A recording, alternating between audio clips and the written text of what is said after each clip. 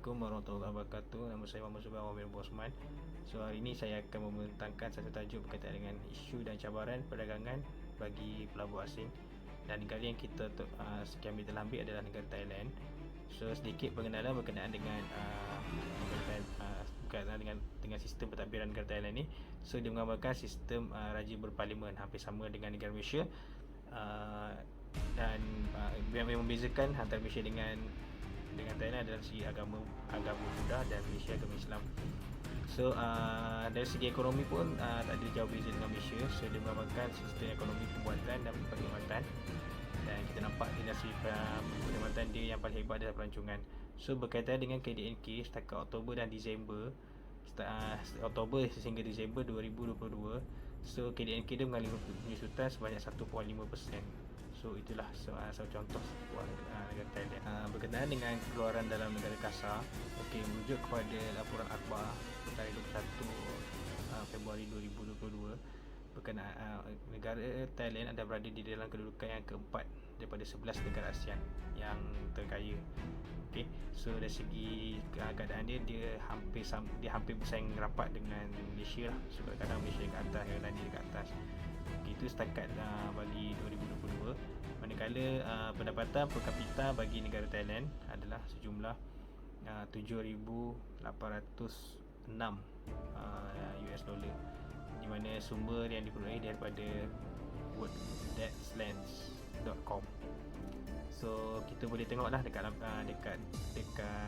lampiran tu, lembaran yang saya tunjukkan, macam mana graf ASEAN bagaimana ekonomi negara berkembang pada tahun 2023. Kita boleh tengok kedudukan Thailand. Berkaitan dengan perdagangan import dan ekspor Thailand, bagi pelabur asing, perkara ini adalah perkara yang penting untuk mereka nilai dari segi nature negara mereka, dari segi konteks pelaburan.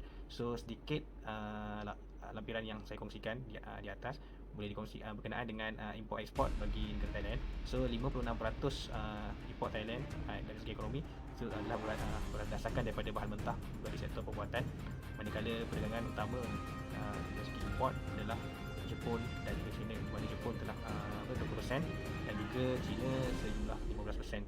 So dari segi import baru, dari segi import ekonomi baru, negara Thailand adalah merupakan mereka mahu menjadi hub electric vehicle, di mana sekarang ni kita nampak tengah rancak negara China, negara Thailand tengah merangka satu konsep untuk majukan hub EV ni dekat negara mereka.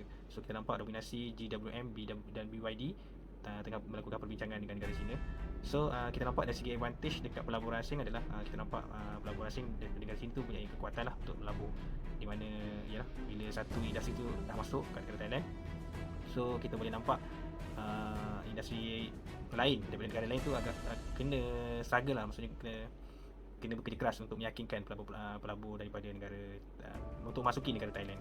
Bagi ekspor negara Thailand, kita boleh lihat ekspor yang kita nampak dan jelas adalah berkaitan dengan ekspor pelancongan, di mana Thailand ni dia mempunyai satu lokasi yang cantik lah, maksudnya dari segi pelancongan diorang tu hebat.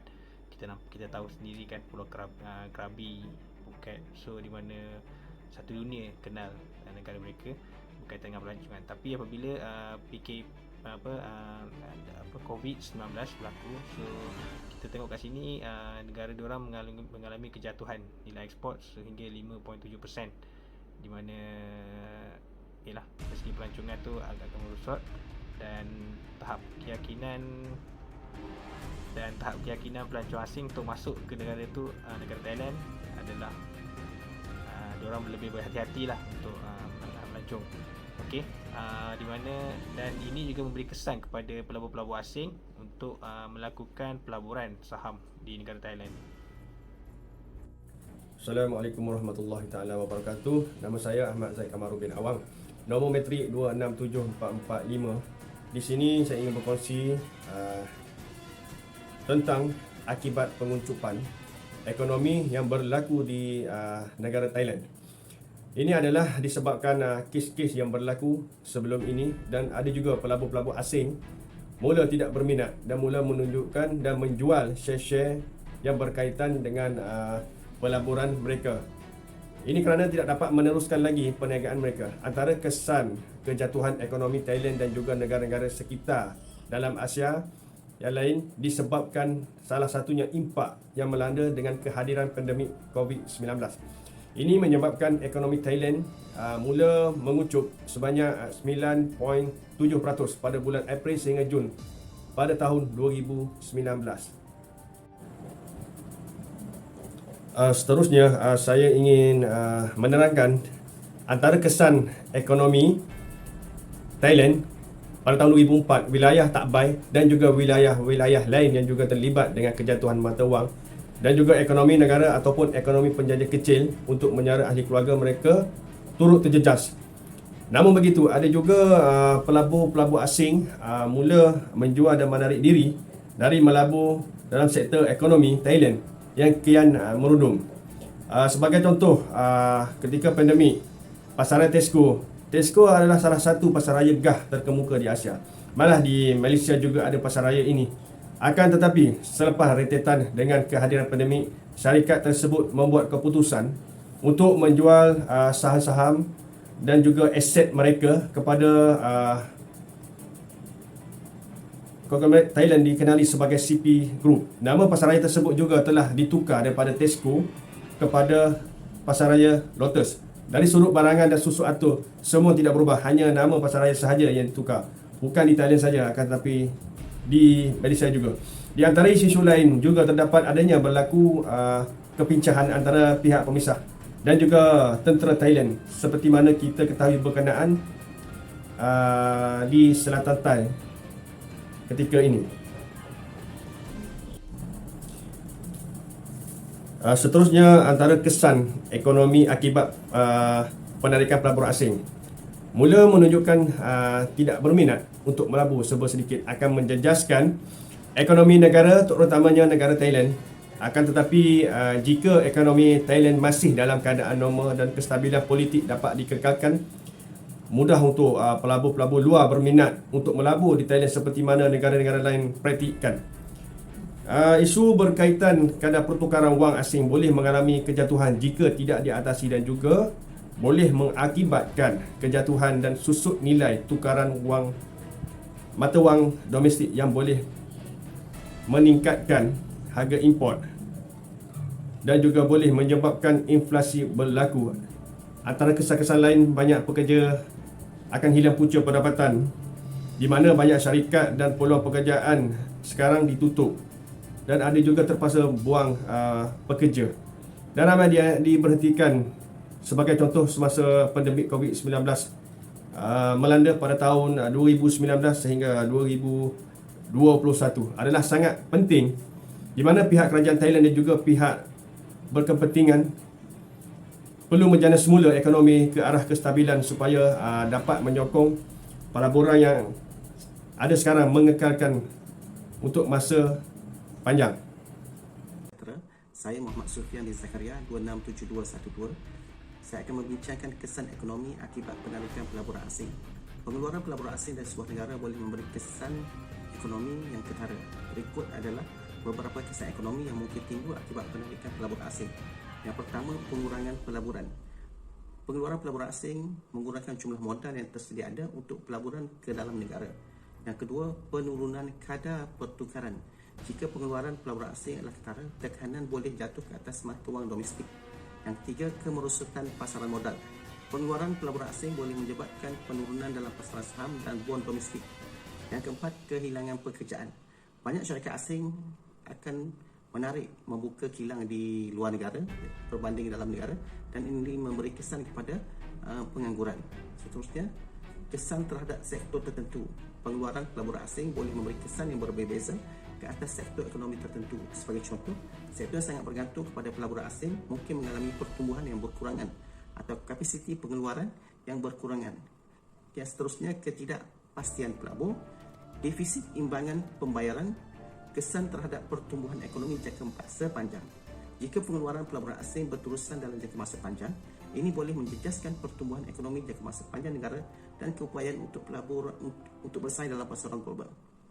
Seterusnya, saya menguraikan Uraian isu dalam industri marijuana ataupun terusnya saya menguraikan uraian isu dalam industri marijuana ataupun ganja untuk tujuan perubatan. Industri ganja untuk tujuan perubatan adalah topik yang menarik dan kontroversi. Berikutlah beberapa perkara penting untuk menggambarkan isu ini. Faedah perubatan. Ganja atau marijuana telah digunakan untuk tujuan perubatan selama berabad-abad, terutama untuk sifat alergi, anti radang dan anti loya. Beberapa negara dan wilayah telah menghalalkan penggunaan ganja perubatan untuk merawat pelbagai keadaan perubatan seperti sakit kronik, epilepsi, glaukoma dan kesan sampingan kemoterapi. Yang kedua, potensi rawatan luas. Banyak kajian awal menunjukkan bahawa sebahagian dalam ganja, terutamanya THC dan CBD, berpotensi untuk merawat pelbagai keadaan perubatan termasuk gangguan neurologi seperti epilepsi dan gangguan kecemasan. Ketiga, peraturan ganja berbeza mengikut negara masing-masing. Ada setengah negara mengharamkan penggunaan ganja dalam bidang perubatan, ada juga negara yang membenarkan. Cabaran saintifik. Walaupun terdapat bukti awal yang menjanjikan terdapat manfaat ganja perubatan, penyelidikan saintifik yang teliti masih diperlukan untuk mengesahkan keberkesanan dalam pelbagai keadaan perubatan. Cabaran ini melibatkan keadaan penyelidikan yang tepat dan ujian klinikal yang meluas. Keselamatan dan kesan sampingan. Penggunaan ganja perubatan juga menimbulkan persoalan tentang keselamatan dan kemungkinan kesan sampingan. Yang terakhir adalah isu perundangan dan sosial. Walaupun ganja perubatan disahkan di beberapa kawasan, isu perundangan, undang-undang dan sosial kekal sebagai perdebatan penting. Sesetengah orang berpendapat bahawa menghalalkan ganja perubatan adalah langkah positif untuk menangani keperluan perubatan, sementara yang lain bimbang tentang penyalahgunaan dan potensi kesan negatif kepada masyarakat. Sekian daripada saya, Muhammad Sufian bin Zakaria. Assalamualaikum, nama saya Syamila binti Husin, nombor metric 268212. Saya akan membentangkan mengenai analisis firma Kristen JSIA dan juga MITI Thailand. Okey, di sini saya senaraikan beberapa analisis firma Kristen JSIA dan juga MITI Thailand. Analisis ini saya memberi fokus kepada isu pelaburan asing di Thailand dengan perhatian khusus pada peranan firma Kristen JSIA dan juga MITI Thailand. Analisis ini juga bertujuan untuk menggali faktor-faktor yang mempengaruhi keberhasilan atau tentangan yang dihadapi oleh firma Kristen JSIA serta bagaimana kemasukan MITI Thailand mempengaruhi dinamika pelaburan asing. Dan kita akan pergi kepada analisis SWOT firma Kristen JSIA di Thailand. Saya senaraikan kekuatan, kelemahan, peluang dan juga cabaran di sini. Dalam analisis ni kami mengeksplorasi peranan dan dampak firma Kristen JSIA dalam isu pelaburan asing di Thailand. Firma ini dia memiliki kekuatan seperti keahlian lokal, jaringan klien yang kuat dan reputasi yang positif, tetapi juga yang menghadapi tentangan dalam persaingan ketat dan potensial ancaman dari perubahan regulasi dan ketidakpastian ekonomi global. Kami juga akan mempertimbangkan bagaimana firma ini memanfaatkan peluang seperti diversifikasi layanan dan juga mengatasi ancaman melalui pemantauan regulasi dan juga strategi yang tepat. Okey, saya bawa kepada peranan MITI Thailand dalam isu pelaburan asing. Seperti yang anda lihat di sini, ada beberapa peranan dan juga cabarannya. Seperti kemasukan pelabur, fasilitasi pelabur, promosi pelabur dan juga beberapa cabaran termasuk konflik ekonomi dan juga krisis ekonomi global. Saya bawa kepada analisis arah aliran perdagangan antarabangsa, termasuk lihat di sini termasuk sumber data baki perdagangan, kesan terhadap industri tempatan dan juga keseimbangan luaran. Okey, kesimpulannya adalah penilaian kesan perdagangan antarabangsa pada satu negara ini dia memerlukan analisis yang mendalam untuk mempertimbangkan semua kepada faktor-faktor di atas, yang mana ini melibatkan penggunaan model ekonomi makro dan juga penelitian kepada situasi tersebut.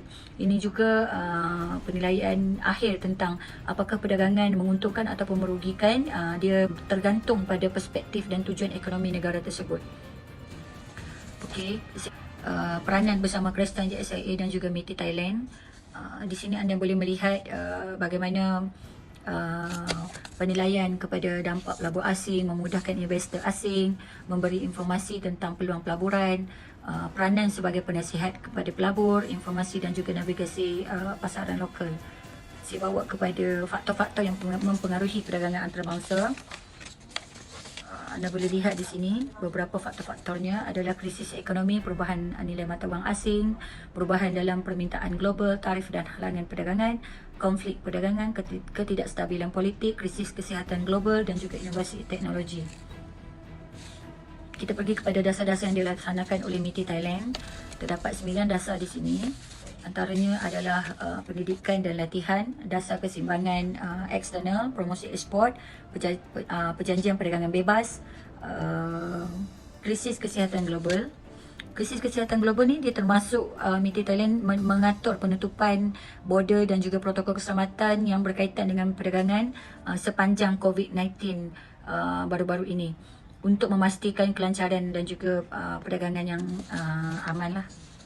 Kita pergi kepada kerjasama antara firma Kristen JSIA dan juga MITI Thailand. Saya gariskan di sini ada beberapa kerjasama sebanyak 10 ya. Termasuk informasi dan navigasi pasaran lokal. Apapun di sini kesimpulannya adalah kerjasama antara Kristen JSIA dan juga MITI Thailand penting dalam mendukung pelabur asing di Thailand untuk menciptakan iklim pelabur yang kondusif untuk pertumbuhan ekonomi dan juga pembangunan yang berpanjangan di negara Thailand. Faktor-faktor ini juga bersama-sama mempengaruhi perdagangan antarabangsa dan memainkan peranan penting dalam menentukan arah aliran dan performa perdagangan sesuatu negara. Dalam analisis perdagangan penting untuk mempertimbangkan interaksi antara semua faktor ini untuk memahami gambaran ekonomi global secara komprehensif.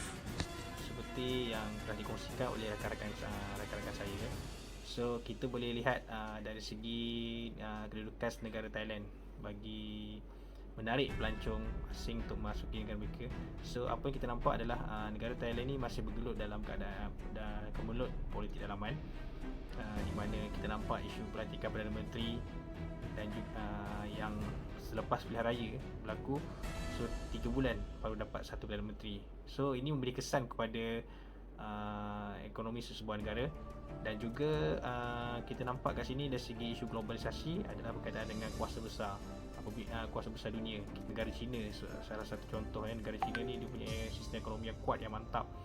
So dia memberi kesan kepada kita negara-negara kecil ni.